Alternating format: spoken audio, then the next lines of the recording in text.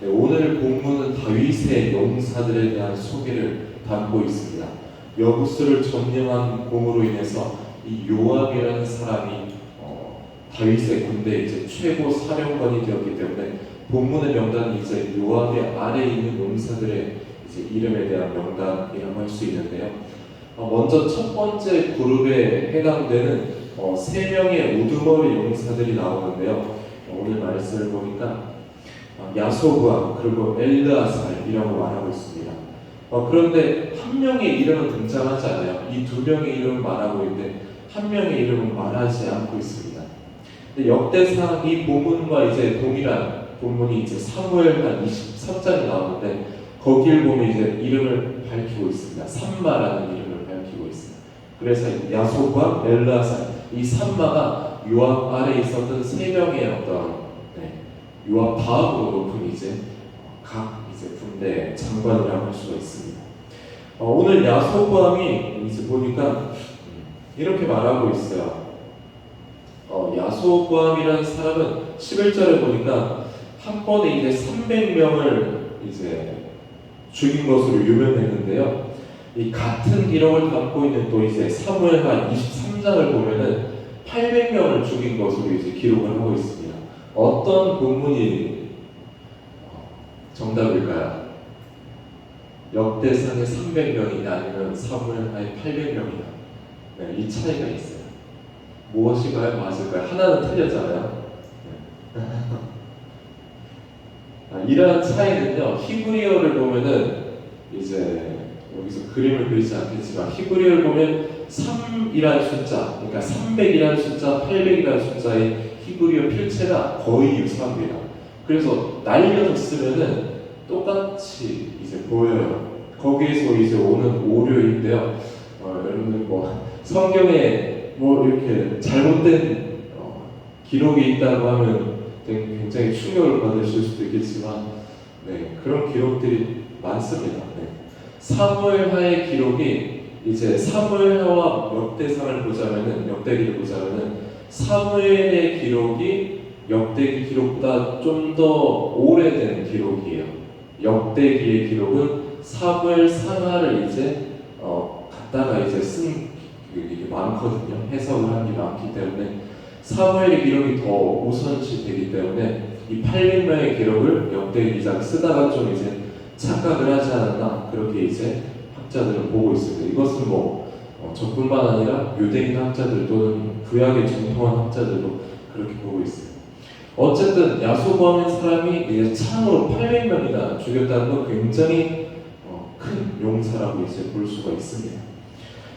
그리고 오늘 이제 사건에서 이 일이 벌어진 일이 이제 13절을 보니까 바스담밈이라고 말을 하고 있는데요. 이 바스담밈은 엘라 골짜기에 위치한 이제 에베스담밈이라는 곳과 동일한 단어인데 이 다윗이 골리앗과 싸워서 이겼던 장소를 일컫습니다. 그러니까 다윗이 어릴 때 소년 시절에 골리앗을 이겼던 이 장소에서 지금도 이제 진을 치고 블레셋을 이제 마주하고 있는 상황이기도 합니다. 이때는요, 다윗이 사울을 피해서 다니면서 이스라엘 백성들을 위해서 싸웠던 대로 이제 볼 수가 있는데요. 왜냐하면 이제 시기를 기록하지 않고 있기 때문에 이 부분 말씀이 그런데 그때가 아닌가 이제 추측을 할 수가 있습니다. 그리고 15절부터는 두 번째 30우두머리 중 이제 세 사람이라고 하죠. 여기 이제 두 번째 그룹을 말합니다. 첫 번째 그룹에 세 명의 용사는 방금 말했습니다. 그리고 두 번째 그룹에 이제 세 명의 용사가 이제 또 나오는데요. 이 세 명의 용사들이 다윗이 아둘람 굴에 있을 때 이제 찾아온 사람들인데 이후 블레셋과 대치하고 있을 때 다윗이 이제 마음에 이 블레셋 땅에 점령당에 있는 이 베들레헴의 우물물을 마시고 싶다라고 했을 때 거기 가서 우물물을 길어서 다윗에게 준 사람들이었습니다. 16절에 있는 기록처럼 다윗이 거주하는 곳은요, 이 아둘람 굴에 있는 이 산성에 있었고요, 블레셋 진영은 베들레헴 안에 있었습니다. 자, 그러면 베들레헴의 우물물을 오늘 보니까 이제 마시고 싶다. 17절에 다윗이 갈망하여 이 마음의 소원이 엄청났다는 거죠. 베들레헴 성문 곁에 있는 우물물을 마시고 싶다고 하는데 뭐 어디에 있는 물을 마시든 다 똑같지 않을까요? 왜 꼭 베들레헴 우물물을 마시고 싶었을까요? 베들레헴은 다윗의 고향입니다. 다 자신의 고향 땅이 이방인에 의해서 점령당해 있는 모습을 보면서 어떤 생각이 들었을까요? 안타까운 생각이 들었겠죠. 내가 베들레헴 성문 곁에서 우물물을 길어서 그렇게 마시곤 했는데 지금 저 이방인들 블레셋 사람들이 점령해서는 저 땅이 고통당하는 모습을 보면서 참 안타까웠을 겁니다. 그래서 예전처럼 저 베들레헴 성문 곁에 있는 우물물을 마시고 싶다라는 그런 이제 이야기를 한 것이죠. 그런데 이 다윗은 명령하지 않았어요. 내가 우물을 마시고 싶어. 가서 너와 이렇게 하자고 그냥 이제 혼잣말로 어쩌는 겁니다. 자신의 어떤 추억과 회상 속에서 안타까워하는 마음으로. 그런데 이 말을 듣고는 곧장 이제 세 명의 용사가 달려가서는 블레셋 군대의 진영을 돌파하고는 가서 이제 우물물을 떠오게 돼요. 그리고 이제 그 떠온 물을 정작 이제 다윗은 마시지 않습니다. 이것을 보니까 하나님께 부어드렸더라. 이제 18절을 보니까요 그렇게 말하고 있죠. 다윗이 마시기를 기뻐하지 않고 하나님께 부어드렸다라고 합니다. 제사를 드릴 때 제물을 마실 때 물을 이제 붓는 이제 형식이 있는데요.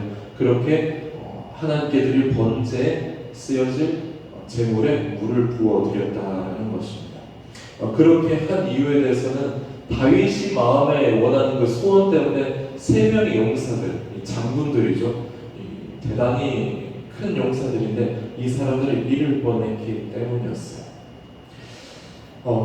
그리고 이제 부하들이 살아돌아오곤 했지만 다시는 내가 이런 일을 하지 않겠다 그렇게 결심을 하게 됩니다. 근데 여기서 우리가 이 세 명의 용사들이 다윗을 얼마나 마음으로 따랐는지 우리가 볼 수가 있어요. 자신이 사랑하는 따르는 이 주군이었죠. 이 다윗의 고향이 블레셋의 수종에 있는 것을 보고 아파하는 그 다윗을 보면서 단순히 어떤 신하와 어떤 죽음과의 사이보다는 다윗의 그 마음을 헤아리는 이 세 용사를 보십시오. 그러니까 얼마나 신의가 또는 이제 이 관계가 끈끈하고 두터웠는지를 우리는 볼 수가 있습니다. 그 마음을 이제 위로하고자 하는 이 세 명의 용사들의 마음이요. 한편으로는 무모한 행동 같지만은 이 이면에 다윗의 마음을 위로하고 싶어하는 이 세 명의 용사의 마음을 우리가 깨닫는다면은 참 대단한 관계 속에서 다윗이 참 좋은 사람들을 뒀다라는 것을 우리가 알 수가 있어요. 그리고 이 다윗도 참 대단한 사람들입니다. 부하들을 다시는 이런 어려운 일에 위험에 빠뜨리지 않겠다는 다짐을 이제 볼 수가 있는데요. 부하 직원이 자신을 위해서 어떤 것을 희생하고 뭔가를 좋은 결과물을 가져왔어요. 그러면 칭찬을 하지, 책망을 하지 않을 거예요. 칭찬을 하지, 다시 똑같은 일을 반복하길 원할 겁니다. 충성하는 모습을 보이길 원할 거예요. 그런데 다윗은 그렇게 하지 않았다는 겁니다. 내가 다시는 그런 일을 하지 않는다 라고 하면서 내가 갑질하지 않을 거야. 뭐 이렇게 이제 이야기를 하고 있는 겁니다. 어떻게 해서 이런 끈끈한 관계들이 일어날 수 있었던가 곰곰이 생각해 보면요, 이 다윗과 이 용사들의 관계는 아마 아둘람굴에서 그 기초가 형성되지 않을까라고 생각을 합니다. 우리가 다윗이 아둘람굴에 있을 때 쓴 이제 시편들이 있잖아요. 시편들을 보면은 어려운 가운데 있지만 하나님을 찬양합니다. 내가 새벽을 깨우겠습니다. 이런 본문들이 아둘람굴에서 이제 다윗이 쓴 거거든요. 고통과 절망의 상황, 그리고 하지도 않은 일로 이제 온 나라 백성들이 자신을 죽이려고 하고 잡으려고 하는 그런 상황 속에서 다윗은 비록 야생동물들이 거주하는 그 동굴 속에 있지만 그럼에도 이제 하나님을 찬양하면서 감사함을 표현을 했습니다. 어려운 위기 속에서 다윗의 믿음, 다윗의 신앙들을 그와 함께한 사람들은 다 봤을 거랍니다. 그러면서 마음이 온통한 자들 또 빚진 자들 그리고 어려운 그런 사람들이 다윗에게 몰려들었다고 하는데 그 사람들의 마음이 아마 다윗의 믿음과 그런 신앙생활을 보면서 치유되고 회복되고 또 그 가운데서 끈끈한 이제 믿음의 공동체가 형성이 되었으리라고 우리는 아마 볼 수가 있을 거예요. 하나님을 경외하고 하나님을 마음으로 따랐던 사람, 그리고 하나님의 뜻을 언제나 구했던 이 한 사람을 통해서 그 공동체가 더 끈끈해질 수 있었던 겁니다. 그렇습니다. 하나님을 진정으로 의지하고 믿고 구하는 한 사람은 주변을 변화시킵니다. 그리고 그 사람을 통해서 하나님께서는 하시고자 하는 일을 하세요. 그것이 바로 믿음의 영향력이라고 할 수 있고요. 또 축복의 통로라고 우리는 말할 수가 있을 겁니다. 하나님께서는 하나님의 자녀들에게 이런 모습을 원하세요. 축복의 통로가 되는 모습. 그러기 위해서 우리도 다윗처럼 어려운 가운데서 또 힘든 가운데 있더라도 하나님을 찬양할 수 있어야겠죠.